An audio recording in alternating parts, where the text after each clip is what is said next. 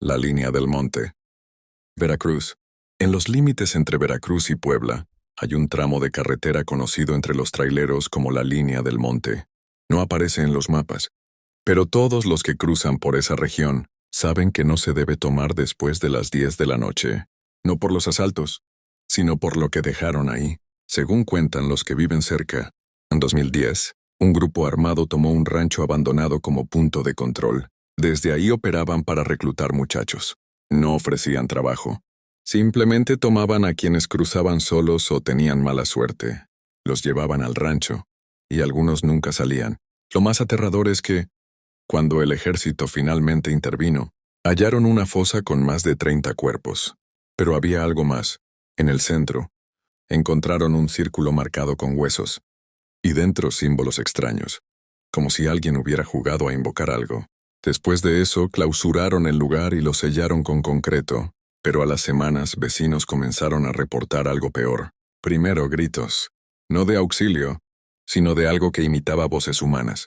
Luego sombras, siluetas de jóvenes armados, pero con los ojos completamente negros. Un pastor aseguró que una noche vio a uno de sus hijos, que había desaparecido meses antes, parado en la orilla del monte. Lo llamó por su nombre. El muchacho solo sonrió y se desvaneció. Lo más escalofriante me lo contó un taxista. Una madrugada recogió a un chavo en una gasolinera. Callado, pálido, solo pidió que lo llevara por la línea del monte. El taxista a regañadientes aceptó. Durante el trayecto el pasajero murmuraba cosas, como si rezara en otro idioma. Al llegar al punto donde empieza la brecha, el muchacho dijo, aquí me reclutaron, y aquí me dejaron. Cuando el taxista volteó, el asiento estaba vacío, pero en el retrovisor, por una fracción de segundo, juró ver una cara sin ojos y con la mandíbula desencajada. Hoy la línea sigue ahí, sin vigilancia, sin letreros, solo la brecha y el monte. Los traileros aún cruzan por ahí, pero lo hacen con oraciones en la boca y música a todo volumen, porque dicen que, si escuchas el silencio, los oyes a ellos. Los que nunca salieron, y los que regresan, por más. La Casa de la Loma. Me llamo Francisco, nací en Mazatlán, pero desde hace 10 años vivo en Durango. Esto que voy a contarles me pasó en 2016, cuando acepté un trabajo en un pequeño rancho cerca de Santiago Papasquiaro. Me ofrecieron cuidar una propiedad que llevaba años abandonada. El dueño, don Eusebio, me explicó que la casa estaba en una lomita, lejos del pueblo. No te espantes si oyes cosas, me dijo medio en broma. Esa casa tiene historia. La casa era grande, de adobe viejo, con techos altos y puertas que crujían hasta con el viento. Los primeros días no pasó nada extraño, aunque por las noches se escuchaban pasos arriba. Y la casa no tenía segundo piso. Una tarde, mientras arreglaba una cerca, se me acercó una mujer que vivía en el ejido. Se llamaba Marta, tendría unos 60 años. Me preguntó si estaba durmiendo bien. Le dije que sí, que nada fuera de lo común. Me miró raro. Esa casa era del finado Abel Salas, me dijo. Ahí metieron mucha gente. Y no todos salieron vivos. No entendía a qué se refería, hasta que encontré una pequeña puerta detrás del ropero del cuarto principal. Daba a unas escaleras que bajaban a una especie de sótano sin luz. El olor era horrible, puro encierro, humedad. Y algo más. Me armé de valor y bajé con una linterna. Las paredes estaban llenas de marcas, nombres, fechas, y en una esquina, unas cadenas oxidadas clavadas en el piso. En ese momento escuché un susurro claro. «Ayúdame». Salí corriendo y no bajé más. Las cosas se pusieron peores. En las noches, la puerta del sótano se abría sola. Una vez la encontré con marcas de uñas por dentro. Empecé a soñar con un hombre con la cara vendada, que me decía que no debía estar ahí. Una noche, Marta vino a dejarme unos tamales. Le conté lo del sótano. Se persignó y me dijo, ahí encerraban a los que no querían unirse. Era cosa del narco y de brujería. Ese Abel Salas no era humano. Me dio un frasco con sal y ruda. Pon esto en cada esquina. Y si ves a alguien con los ojos completamente negros, no le hables. Esa misma madrugada, escuché que tocaban la puerta. Fuerte, como si quisieran tirarla. No abrí. Pero al asomarme por la ventana lo vi. Era un hombre alto, con la cara vendada, parado en medio del patio, inmóvil. De pronto levantó la cabeza y me miró. No tenía ojos, solo 2 huecos negros. Al día siguiente me fui. Dejé todo. Cuando le dije a don Eusebio que renunciaba, solo me dijo, no duraste ni una semana.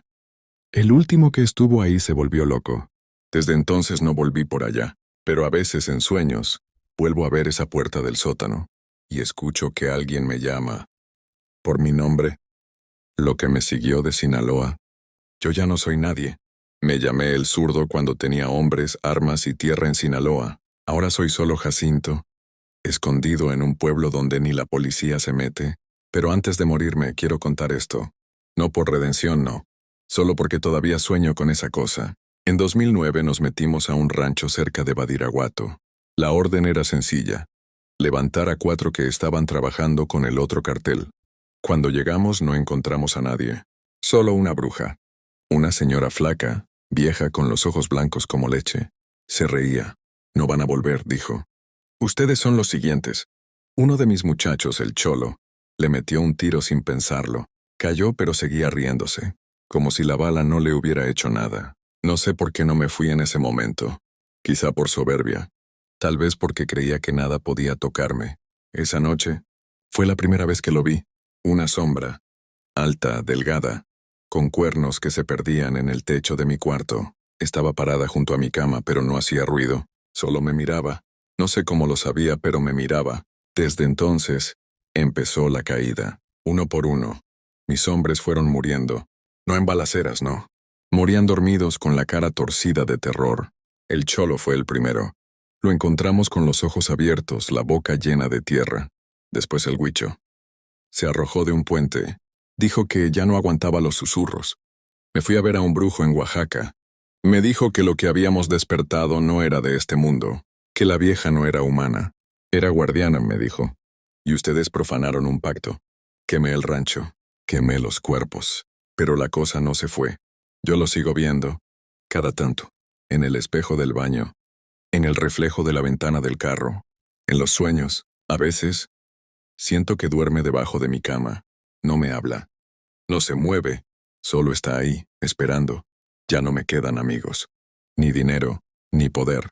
Solo esta maldición. Y esta historia que nadie cree. Pero si tú la estás escuchando, si alguna vez llegas a ese rancho en las colinas de Sinaloa y ves una casa vieja, quemada por dentro, no te acerques. Y si ves a una mujer ciega, riéndose en la sombra, corre. Donde cantan las piedras.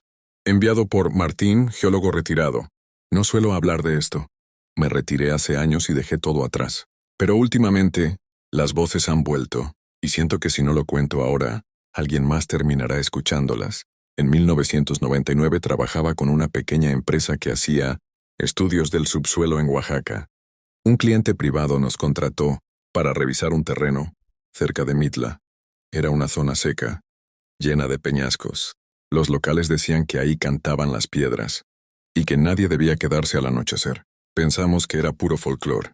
Hasta que nos quedamos una noche. Desde el primer día sentí algo raro. Los monitores captaban frecuencias extrañas bajo tierra, como vibraciones rítmicas. Pensamos que eran fallas naturales, pero sonaban repetitivas, como una especie de canto, muy grave, muy lejano. Le dije a mi compañero Rubén que grabara el sonido. Esa noche, nos quedamos con el campamento encendido. Rubén no podía dormir. Me despertó a las 3 de la mañana, pálido, temblando. Me dijo que había alguien entre las piedras. Alguien que lo estaba llamando. Salimos con linternas y no vimos nada. Pero al regresar, la grabadora seguía reproduciendo el mismo sonido. Y no era un eco, era una voz. Al día siguiente Rubén no apareció. Solo encontré sus botas, perfectamente colocadas frente a una grieta angosta en la roca. Me metí lo que pude, gritando su nombre, pero no respondía. Escuché algo dentro, algo que murmuraba mi nombre. Desde muy lejos, salí corriendo, informé a los superiores. Dijeron que era un accidente y cerraron el caso. Pero desde entonces, cada tanto, cuando el silencio es total, escucho esas voces, graves repetidas, lentas, como si algo debajo de la tierra aún siguiera cantando. Hace poco, revisando mis archivos, encontré una copia de la grabación. Quise mostrarla a un amigo, pero cuando la reproduje no salió ningún sonido, solo un silencio tan denso que me hizo llorar. Y entonces una voz, apenas audible, me dijo, «Tú también vendrás». Desde esa noche, Las piedras del jardín suenan cuando camino cerca. No lo digo en broma. Las escucho crujir como si alguien respirara debajo. A veces, cuando no puedo dormir, camino por la casa y veo huellas de tierra húmeda en el pasillo. Y al fondo, cerca de la puerta trasera, siempre hay una silueta, quieta, esperando. Yo sé que algún día me tocará, cuando el canto se vuelva claro, y las piedras me llamen por mi nombre. Los niños de la quebrada. Seguidor anónimo. No me interesa que me crean. Solo quiero contarlo. Porque a veces siento que si no lo digo, si no lo escupo, me va a pudrir por dentro como a muchos otros. Trabajé 2 años para una célula que operaba en la Sierra de Durango. Mi función era sencilla, vigilar, ver quién entraba y quién salía por los caminos de la quebrada. Pero una noche, nos mandaron a custodiar algo que hasta hoy no entiendo. Nos dijeron que llevaban material delicado. Pensamos que era droga o armas, pero eran niños. 5. Uno no tendría ni 6 años. Nos ordenaron llevarlos a un campamento escondido en una cañada sin nombre. Nadie preguntó nada. En esos lugares, hacer preguntas es cavar tu tumba. Los niños no lloraban, no hablaban, caminaban descalzos con los ojos vacíos. Uno de ellos se me quedó viendo todo el camino. No tenía miedo, tenía odio. Me lo tragaba con la mirada. El campamento era un círculo de carpas, pero en el centro había una estructura rara, hecha con ramas, velas y piel de animal. Un viejo que nunca vi antes salió de una de las cuevas. Todos lo llamaban el tío. Dijo que los niños ya estaban listos, que el ciclo iba a cerrarse. Esa noche no dormí. Escuchaba rezos en la cueva, pero en un idioma que jamás oí en mi vida.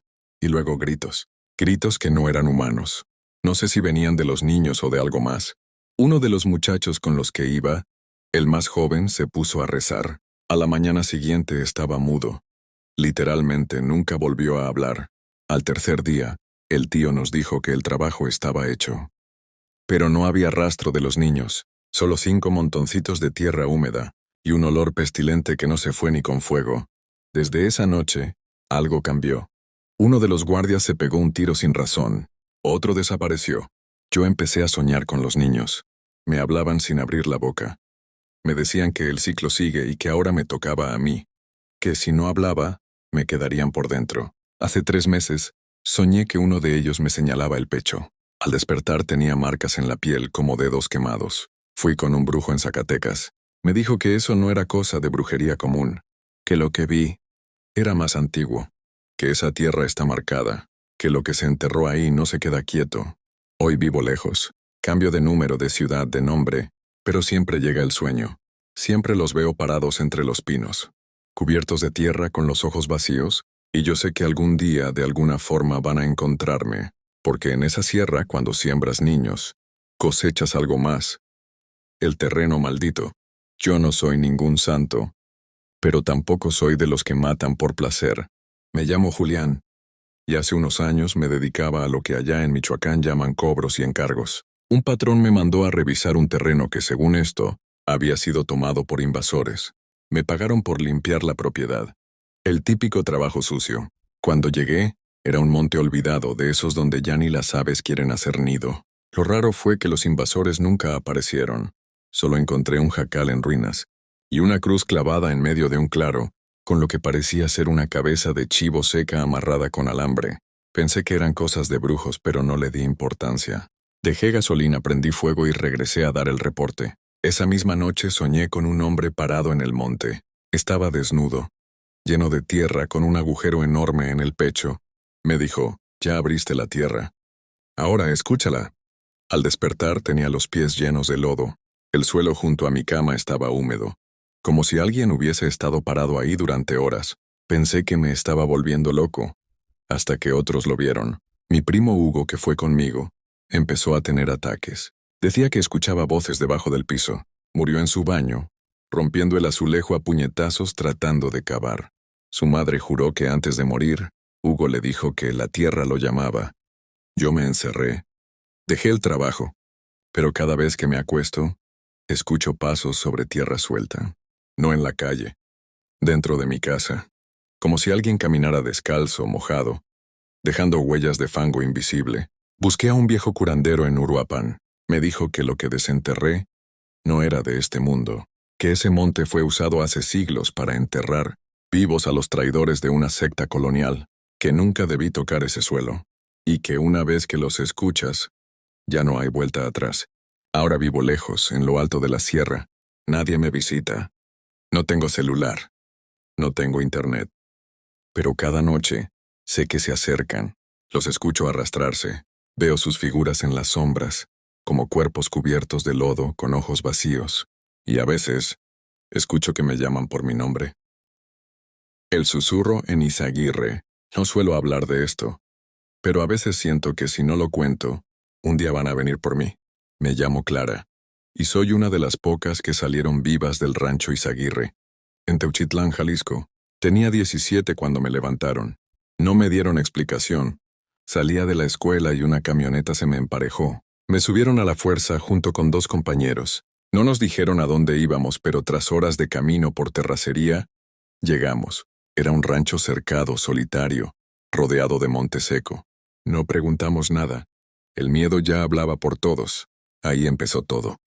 Nos pusieron a cargar, a cavar, a obedecer. Al que desobedecía le daban un levantón y ya no regresaba. Un día me tocó excavar. Me dijeron que limpiara una zona alejada, llena de maleza. Cuando la pala chocó con algo duro, sentí que el alma se me salía. Era una mandíbula. Escarbé más y encontré huesos, ropa rota, hasta una mochila. La reconocí. Era de Brenda, mi amiga. A ella la habían desaparecido meses antes. Vomité del asco y del susto, pero no me dejaron parar. Esa noche no dormí. Sentía que alguien me miraba desde el monte. Me tapé con la cobija, pero no sirvió. La vi. Brenda. Parada como si el cuerpo no le pesara, con la piel gris y los ojos vacíos. No dijo nada. Solo me señaló hacia donde escarbé. Cuando parpadeé ya no estaba. Creí que había sido un sueño, pero no. Al día siguiente, uno de los jefes se me quedó viendo raro. Me dijo, «Tú los viste, ¿verdad?» No respondí. Él solo sonrió, como si supiera algo. «Aquí no todos están muertos, niña. Hay quienes no descansan». Pasaron los días y vi más. Rostros, sombras, figuras en la oscuridad. Todos callados, todos mirando. Y siempre me señalaban hacia la tierra, como si quisieran que los sacara. Como si gritaran pero sin boca. Un muchacho nuevo, el güero, me confesó. Vi a mi carnal.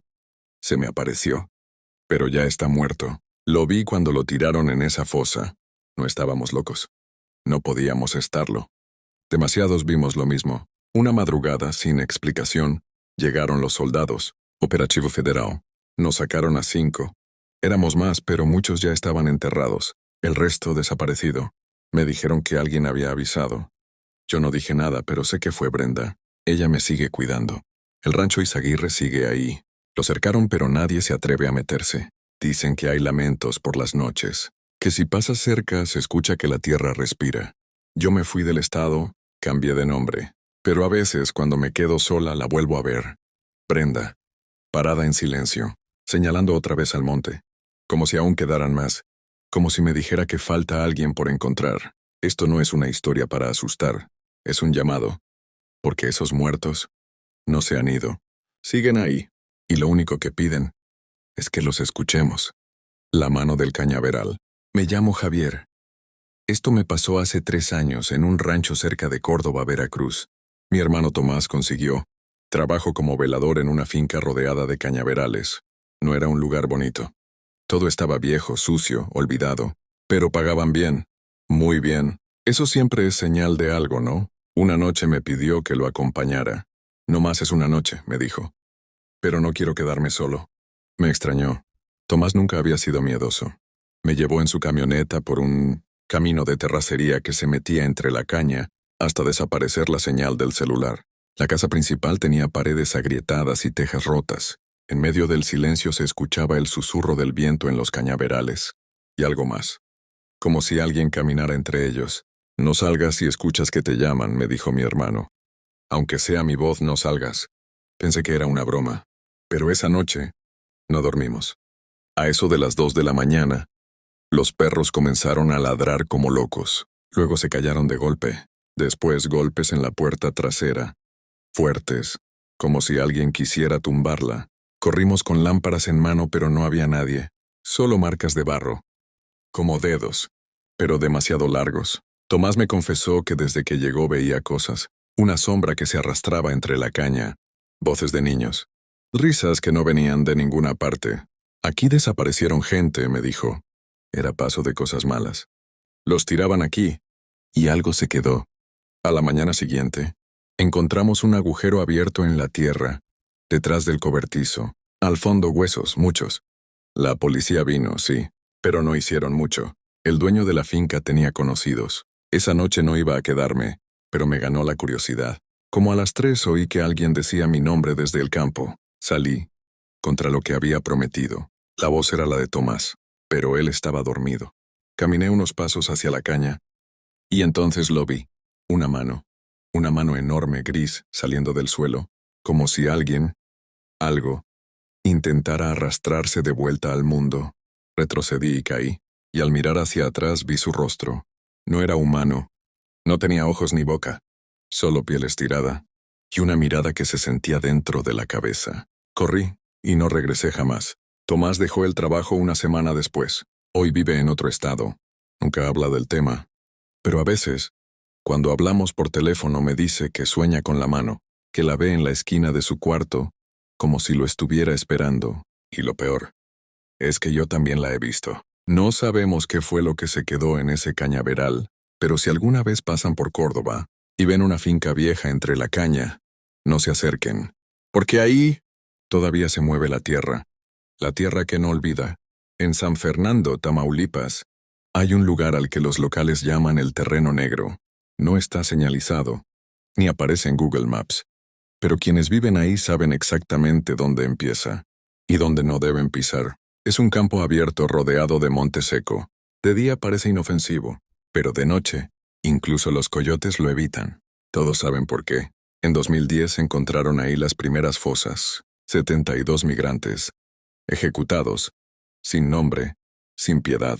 Las autoridades dijeron que fue el narco, reclutamiento forzoso, castigo por negarse.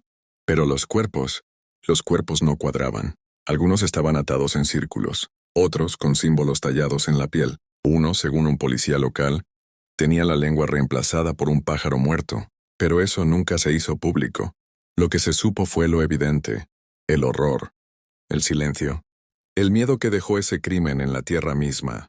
Años después, un grupo de voluntarios regresó para buscar más restos, y los encontraron. Huesos, zapatos, identificaciones. Pero también algo más. Uno de ellos me lo contó con voz temblorosa. Dijo que una noche, acampando cerca del campo, vio a un niño caminando solo. Cuando lo llamó, el niño se detuvo. No respondió. Solo alzó el rostro. ¿Y dónde deberían estar los ojos? Había oscuridad. Desde entonces él ya no volvió al terreno. Dice que algo quedó enterrado ahí que no era humano. Algo que se alimenta del dolor que se dejó atrás. Otra mujer, madre de uno de los desaparecidos, asegura que ha soñado con su hijo. Pero no como era. Dice que en sus sueños, él está de pie en medio del campo, inmóvil con la boca abierta, y de su garganta sale una voz que no es la suya. No fue crimen, dice siempre. Fue algo más, un ritual. Alguien ofreció sus almas. No es la única. Muchos han reportado ver luces en el terreno, o escuchar voces que llaman desde el monte. Hay quienes aseguran que han visto sombras en fila, como esperando algo. Una reportera que investigó el caso recibió amenazas, pero antes de cerrar su investigación, dejó escrito algo en su blog. Los números no cuadran. Hay más cuerpos de los que se reportaron, y hay símbolos que no deberían estar ahí. Yo mismo estuve cerca. No fui por morbo, sino porque mi primo desapareció en esa ruta. Quise saber más. Cuando estuve frente al terreno no escuché voces, pero sentí que alguien respiraba detrás de mí. Aunque estaba solo, el aire estaba quieto. Demasiado. No hay cruces. No hay altar. Solo tierra y un silencio que duele. Y cuando cae la noche, algo despierta ahí abajo. Tal vez fue solo un crimen. Tal vez no. Pero algo quedó ahí. Y no ha terminado. El silencio de Coyuca. En la costa de Guerrero antes de llegar a Acapulco está Coyuca de Benítez. Un lugar cálido de gente buena y de secretos que no se cuentan ni en voz baja. En 2018 empezaron a desaparecer jóvenes. La mayoría, hombres entre 15 y 25 años.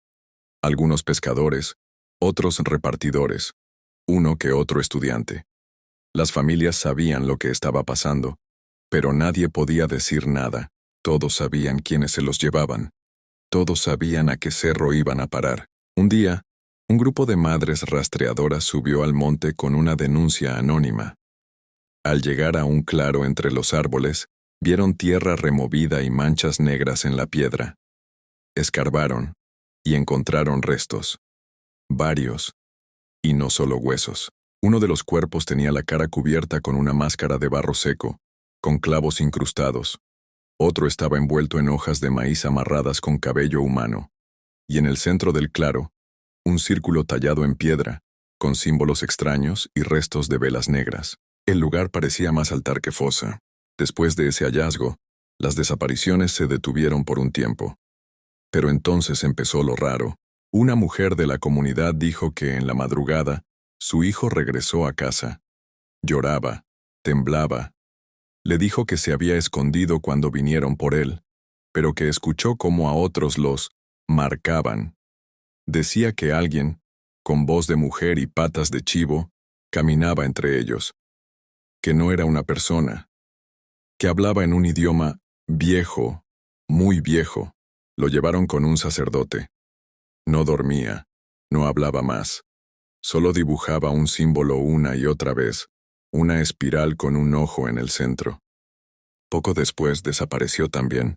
Desde entonces, hay quienes evitan entrar a ese cerro. Otros dicen que han visto luces que flotan entre los árboles, que se oyen tambores, que a veces baja una niebla tan espesa que no deja ver ni a 1 metro, y cuando se disipa, aparecen huellas que no son humanas. Un hombre que perdió a su sobrino me contó que una noche subió solo, armado. Dijo que escuchó los gritos de varios, y también risas, pero no de hombres. Cuando quiso volver, se encontró en el mismo claro donde estaban las fosas.